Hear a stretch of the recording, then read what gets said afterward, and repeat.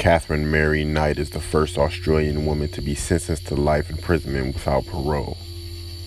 She was convicted of the murder of her partner, John Charles Thomas Price. Knight stabbed Price to death and then skinned him. She then put his skin on a meat hook, cooked his head and parts of his body, and placed them together with vegetables on plates, with place cards with his children's names on it. In 1998, Knight and Price fought over his refusal to marry her. In retaliation, Knight videotaped items he had allegedly stolen from work and sent the tape to his boss. Although the items were out-of-date medical kits and that he had scavenged them from a company rubbish tip, Price was fired from the job he had held for 17 years.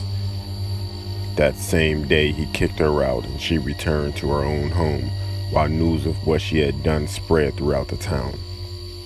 A few months later, Price restarted the relationship, although he now refused to allow her to move in with him.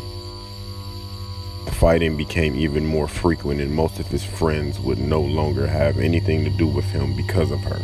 In February 2000, a series of assaults on Price culminated with Knight stabbing him in the chest. Finally fed up, he kicked her out of his house. On February 29th, he got a restraining order on her to stay away from him and his children. But that afternoon, Price told his co-workers that if he did not show up the next day to work, it's because she had killed him. They told him not to go home, but he did not listen. So when Price arrived home, he found that Knight, although she wasn't there, had sent the children away for a sleepover at a friend's house. He then spent the evening with his neighbors before returning home and going to bed at 11 p.m. Earlier that day, Knight had bought a new black lingerie, and she videotaped all of her children while making comments, which have since been interpreted as a crude will. Knight later arrived at Price's house while he was sleeping and sat watching TV for a few minutes before taking a shower. She then woke Price and they had relations, after which he fell asleep. At 6 a.m. the next day, the neighbor became concerned that Price's car was still in the driveway, and when he did not arrive at work, his employer sent a worker to see what was wrong. Both the neighbor and the worker tried knocking on Price's bedroom window to wake him, but alerted police after noticing blood on the front door. Police arrived at 8 a.m.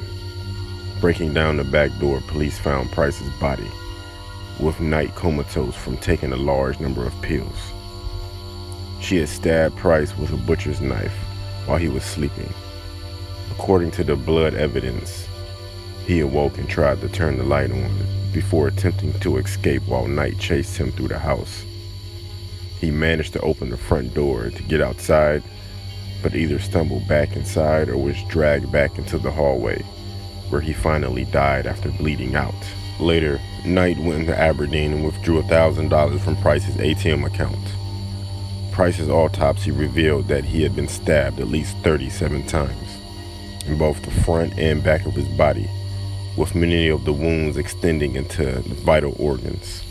Several hours after Price had died, Knight skinned him and hung the pelt from a meat hook off of a door in the lounge room.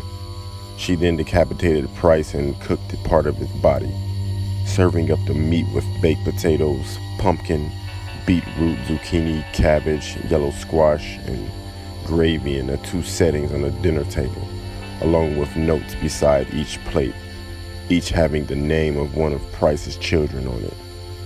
She was preparing to serve his body parts to his children.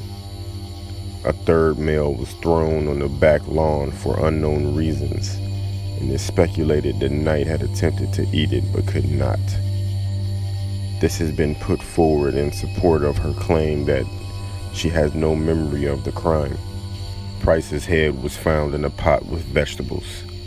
The pot was still warm, estimated to be between 40 and 50 degrees Celsius, indicating that the cooking had taken place in the early morning. Sometimes later, Knight arranged the body with the left arm draped over an empty 1.25-liter soft drink bottle with his legs crossed. This was claimed in court to be an act of defilement demonstrating Knight's contempt for Price. and Knight had left a handwritten note on top of the photograph of Price.